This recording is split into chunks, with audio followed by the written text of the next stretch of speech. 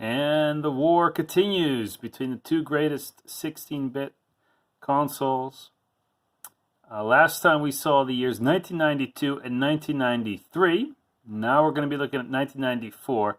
And this was the peak of the console war when both systems were releasing an excellent game pretty much every month. There was so much to follow. And if you didn't own both systems, you were probably jealous of the other one being around and what they had. So let's close this. I have a little addendum. I made some mistakes last video. Let's see. Here we go. How could I forget Aladdin for the Genesis? This is the third best-selling Genesis game. And let's see. Here we have the Super Nintendo version, which looked very nice. Wait a sec. No, maybe it's Genesis version? No, it's Super Nintendo because you can tell by the sprite. But different companies making them. And as shallow as it might seem, a lot of people prefer the Genesis version because you could use a sword. And the animation is much better on the Genesis version. You could really tell that Disney helped out with the sprite work. On the other hand, I've never liked the Genesis version because the hit detection is sloppy and the camera never seems to be in the right place. I don't find it a very interesting game, to be honest. The Super Nintendo version made by Capcom, it's not a really great game or anything, but it has really nice platforming. It also looks nice, great sound and everything. So I think they're both just as good, but at the time the Genesis was the clear winner, so let's leave it at that. Dune 2 was released for the Genesis, so if you wanted to play a RTS on a 16-bit console, the Genesis was your go-to. There were games with the Super Nintendo like Metal Marines and the Arthur game, which were also kind of like RTSs, but none were as popular as Dune 2, so go for Genesis. We discussed the Lost Vikings at that time, a platform puzzle game, also now for the Genesis, just as good as the Super Nintendo version. So Sonic 3 wasn't released until 1994, probably because they wanted to make more. I mean, the story goes is that they wanted to make a bigger game, but instead of finishing it, they released Sonic 3 earlier. I hear from people that it's the best platforming you can get among all Sonic titles. You know, there was also Sonic CD, and a couple months later they had Sonic and Knuckles. There were just so many Sonic games at the time that I didn't feel that much hype. And I've never played this one, to be honest, and I don't really see much interest. I mean, I enjoyed playing Sonic 1 and 2, and that was enough. But hey, probably sold really well, and it got good grades. Oh yeah, Wiz and Liz. Never played this one either. Now, this is a British platforming game where you don't have that many enemies around to kill you. I think you have to, like, collect all these mice or something. It had good grades online, and I think it's also for the Amiga. Okay, so here's a console war battle within the war between who had the best external chip for 3D graphics. Virtual Racing was a huge hit in the arcade, and the Genesis version pulled it off quite impressively. It had a better frame rate than Star Fox. It had a sense of speed. And the Super Nintendo, it's like the polar opposite was FX Stunt Race, which was a completely different kind of game. Virtual Race was about speed, and it was an arcade game. Stunt Race FX was it had a lot of adventure elements and a lot of different cars, and it was just fun. And it had a horrible frame rate. But, so you can't really compare the two, but we did nevertheless. The biggest difference was that this game, I think it cost $100 upon release because of the external chip, while FX Race cost either $60 or $70. So that was a big difference. And paying $100 for an arcade racer, even though I think it did have some extra tracks, and it was a 32X version that had extra cars. Oh, sorry if I'm wrong. But I don't remember many people buying this, but it was Sega's pride. Wait a sec. I see all these pictures of Tournament Edition, but yeah, okay. So in '94, near the summer, we had NBA Jam coming from the arcades to the consoles, released for pretty much every system. A lot of people forget that NBA Jam was, at the time, probably the highest grossing arcade game ever of all time. People just pumped quarters into it. The arcades became popular again in the mid-90s, partially because of this game. And it was a lot of fun, and people got it for their systems. The Super Nintendo version has much better sound, which makes a big difference to me because I love the announcer. But it's good on both systems. So in the summer of '94, we finally got Castlevania for a Sega system, Bloodlines, mostly known for having two different characters, one with a trident, as you can see in this picture, and the other one, I forgot the other weapon. Anyhow, it's a quality Castlevania game, just as good as Super Castlevania 4. Then we have Subterranean. Now, this is a shoot 'em up where you could fly in 4 directions, and you had to contend with gravity too. Didn't come out for the Super Nintendo. Streets of Rage 3 with one of the weirdest soundtracks of all time. Very experimental. Some people like it. I don't. Not a big difference with Streets of Rage 2. So, still, more levels of that. What can you complain? So, just as good as Part 2. Maybe less good music, but great game nevertheless. So, here's another adult game, RoboCop vs. Terminator. On the Genesis, it had a lot more gore, and when you shot people, they exploded into puddles of blood. Didn't have that on a Super Nintendo. That was pretty significant at the time, but I would also agree that the Genesis version has better gameplay.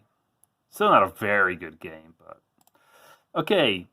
Baseball games on the Genesis, it's kind of hard to tell which one is the best. Like I said, Time of the Sword is kind of like arcade-ish. Sports Talk Baseball was also popular. World Series Baseball was the more realistic one. It had a very interesting perspective when you were at bat. Some people say this is the best baseball game. None of them really stick out. Just pointing this out.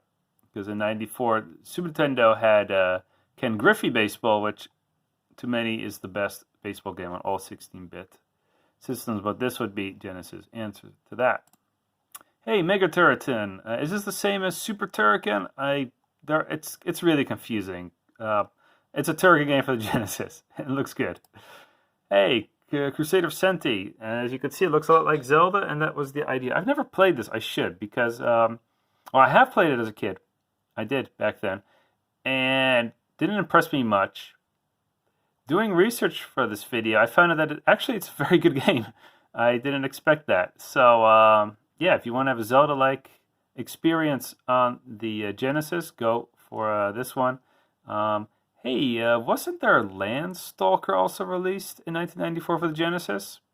I'm gonna look that up soon enough. But that was the other answer to Zelda on the Genesis back then. Hey, I mentioned Shadowrun earlier.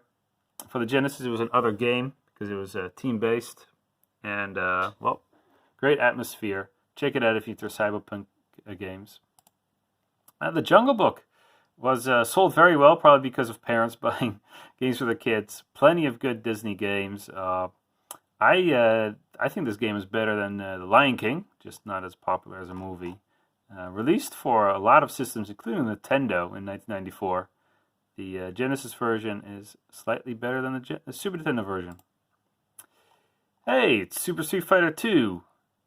Sort of turbo. I mean, it doesn't have the super moves and the other extra special moves. This is just basically Super Street Fighter 2, the new challengers, but you could enhance the speed, luckily, because otherwise it would be too slow. Not many people played this game, and I hated the way the sound became less bass-like. So at the time, I preferred this turbo because of the extra fighters, but in the long run, I just want to play Street Fighter 2 Turbo. It's less balanced too. Hey, Contra Hardcore. The better than Contra 3 may be. So this is a spectacular Contra game for the Genesis. Multiple characters. Do play it. Could be the best Contra ever made. Now, Echo got a sequel, and I have no idea how it's different from the original one, but hey, more Echo Adventures, probably worth your time. And Treasure released its second game for the Genesis, Dynamite Head, a very colorful, bonkers of a game. You can shoot your head off, and everything made by Treasure is awesome, so probably worth playing. So let's check out Landstalker. When was that released? How did I forget that one? So according to Wikipedia, it was released in 1993. Oh, missed out on that one. Okay, we have some pictures of it though. It has this isometric view, which a lot of people find annoying, and yes, it has platforming, which a lot of people don't like. But other than that, pretty good Zelda clone. Not as much personality as Zelda, but pretty nice. So add that to the list of great games in 1993 for the Sega Genesis. And we're done with 1994. Let's go get the list here again. Quickly get everything in one look. Oh, did I? Oh, no, we're only halfway there, you see. Okay, so here's the list. And you can see it's a long list. It's so long, I had to put the pictures on not one, but two. Oh, let's look, checking out the news. Was it this one? Ah, here you have them. Okay. So, halfway through 1994, we got Urban Strike. Yet another Strike game, the third and last one. Better on the Genesis because of better frame rates than the Super Nintendo. Destroying stuff with helicopters. Okay, September 1994, big release, Mortal Kombat 2. The Super Nintendo version was better. Way better graphics, way better sound. Similar gameplay. Some people say that the Genesis version is faster. I think that might be the case, but I never minded that. Yeah, so still pretty good for the Genesis. But this game proved that the Super Nintendo could also be very gory and had superior arcade ports. Together with NBA Jam, of course. But Earthworm Jim, though, was better for the Genesis. I think it had an extra level, better frame rate.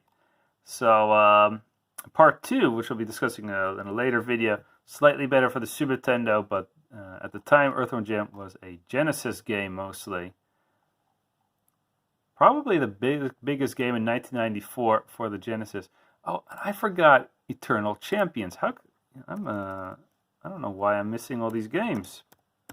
So, I think this is worth mentioning. Eternal Champions for the Genesis was their answer to the to Street Fighter 2. It didn't have any combos, which at the time was criticized by us. In retrospect, it's still a very good fighting game, but not that good to make us stop playing Street Fighter 2 Turbo or anything. It was released in early 94, if I remember correctly. So it looks pretty nice. It had a sequel on the Sega CD, which had more characters. But Sega's attempt to get into the fighting game scene, and despite it releasing a good game, it wasn't enough. Like I said, fighting games are on their retour by now, and it would take 3D fighting games to make them popular again. Ooh, okay, so this is the end of 94, Mickey Mania. The final really great Genesis Disney game, also for the Super Nintendo, but that was a weird version with loading times and missing animation. It's all about the Genesis version, so wasn't really that good. Okay, Shining Force 2, the best tactical RPG, probably even better than the Fire Emblem games. So, yay for Sega for releasing this game. You can easily get it. I'm playing it on my telephone at the moment, so you can get it in the Play Store. Hey, FIFA Soccer 95, the sequel to the last one. I don't know how it improved. So, to be honest, FIFA wasn't that popular on the 16-bit consoles, mostly because you had International Superstar Soccer for the Super Nintendo, which will be released a bit later. We'll get to that later. But yeah, FIFA was, however, at the time, the best if you wanted to have a realistic sim. Mega Bomberman lets you play Bomberman on your Mega Drive or Genesis. I don't know if it was popular in the United States, but this is the first one with the kangaroos, which I've never liked because I've always found to give you a somewhat unfair advantage in the game.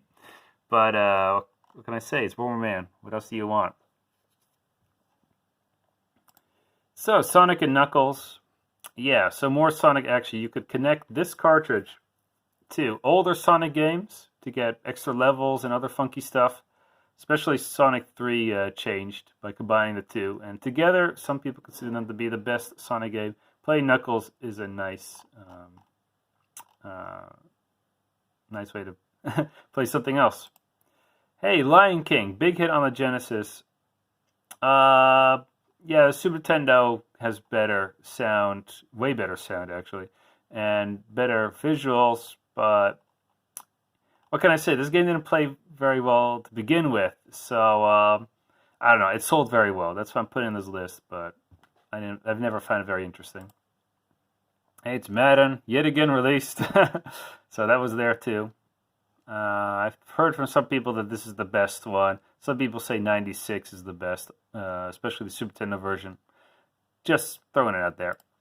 Okay, NBA Live. Finally, EA Sports had a good basketball game. Before that, no, way back in the 80s, was that Electronic Arts? Yeah, they had the Bird versus Julius Erving, Dr. J.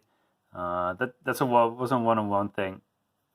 Then they had games like Bulls, Lakers versus Celtics and Bulls versus Lakers, etc. NBA Showdown. They weren't that good. Then came the Live series with a new viewpoint, and it was much smoother. It was much more realistic. So these were good basketball games, but people tend to agree that they're slightly better on the Super Nintendo. So, now, PGA Tour games are always good on the Genesis, and the third one was the best. I just thought I'd like to say that. The Super Nintendo has no good golfing games, as far as I know, but the Genesis has quite a couple. Pitfall, a new release for the old classic one on the 16-bit. They had a lot more action, very big levels. Not really the best of games, but it got pretty good scores on Moby Games, so I thought I'd give it a shout out, and it was just as good on the Super Nintendo. And here we have Rock and Roll Racing, finally for the Genesis. Great gameplay still, but you want to hear that rock and roll music, and it doesn't sound as good on the Genesis. But still, pretty cool game to have. Let's put that away. Okay, so yeah, I messed up Landstalker and Eternal Champion. Sorry about that. So Genesis in 1994, lots of good games. And the biggest, but none of them were very stellar hits. There were Sonic games, but yeah, we've seen enough of them. Shining Force 2 was more of Shining Force. Earthworm Jim was probably the standout game for the Genesis that year. But was it that good? And it was also for the Super Nintendo. So I would say that this year went to the Super Nintendo. Let's go scroll down to them. And we have here. Okay, so Super Nintendo, also a lot of great games. Here, boom, Mega Man was released. Flashback is a bit weird for the Super Nintendo. I don't know why it got such good grades, because it has weird sound and a lot of things are amiss, but you could play it on Super Nintendo. Sky Blazer, kind of like a top-down action RPG. Pretty cool. Now, NBA Jam was better on the Super Nintendo. Ken Griffey Jr. presents MLB Best Baseball Game on the 16-bits. Now, here's Super Metroid, arguably the best game of all time. Boom, there you have it. I mean, that pretty much nailed the coffin, if you ask me, which console is better. But let's go on. Okay, so FIFA Soccer came out for the Super Nintendo finally, but it wasn't very good. I don't know why it got 85. I put it in here because it got an 85, but it has a horrible frame rate. Uniracers, pretty cool racing game with 4 people. It's like on the sideways with unicycles. Now, Jungle Book, we talked about that. Super Street Fighter 2, better on the Super Nintendo, of course. Tetris 2 got high grade, even though not many people liked it. Now, Mortal Kombat 2 was really big. The best way to experience the arcade experience at the time. I mean, I don't think the 32X version would come out for another year. Blackthorn. Now, if you wanted to have a game like Flashback, but made by Blizzard, and only on the Super Nintendo, you had Blackthorn. Legion of Gaia, another popular action RPG made by Enix. So Super Mario Man 2 was released. Pretty much the same in multiplayer as the previous Bomberman, but much better single player adventure. Story effects, like I discussed earlier, had extra cars and adventurous racing. Hey, here's Sparkster. Oh, so that was also for the for the Genesis. Different games with different moves. You could do your research online. They're both worth playing. Here's Earthworm Jim. Now, Schmutz for the Super Nintendo. Genesis still has more good ones, but here's another excellent one, R-Type 3. Hard as nails, but has everything a good shoot-'em-up could have in the 16-bit era. Hey, here's Super Punch-Out! Great sequel to the original Punch-Out. So much fun learning the bosses. Super Return of the Jedi, yet another one of them, but they're all great. And this one probably has the best all-around action. It wasn't as hard as the earlier two. Hey, so Final Fantasy VI took the new crown as best RPG of all time. What can I say about Final Fantasy VI? It's the peak of old school RPGs. So many characters, beautiful music, great story, interesting combat. So Madden was getting good on the Super Nintendo by now. Demon's Crest, oh yeah, known for not selling very well. Capcom's action adventure RPG in the Ghouls and Ghosts world. Check it out. Some people love it. Pocky and Rocky 2 is kind of like a shoot 'em up, but then with Japanese cartoonish look. You play either one or two characters and you kill enemies with leaves and the like. It's a lot of fun. So this is the game that really made Genesis owners jealous. Donkey Kong Country. People said at the time it had 64-bit graphics. Well, it was baloney, but it looked fantastic, sounded just as good, had really nice control. I didn't like it that much. I mean, I think I did beat it, but it was to me kind of like a Mario World game, but nothing interesting. But people loved it. It sold extremely well. Street Racer was a Mario Kart kind of like game, very popular in Europe, and much better on the Super Nintendo because you had Mode 7. Here you have NBA Live, again the basketball game, better on the Super Nintendo, and Pitfall, the platform game.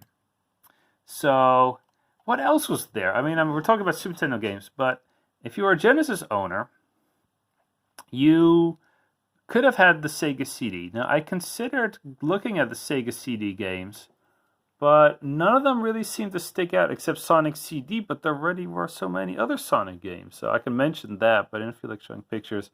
And you had like Final Fight, which was pretty cool, but it was still, it was an old game.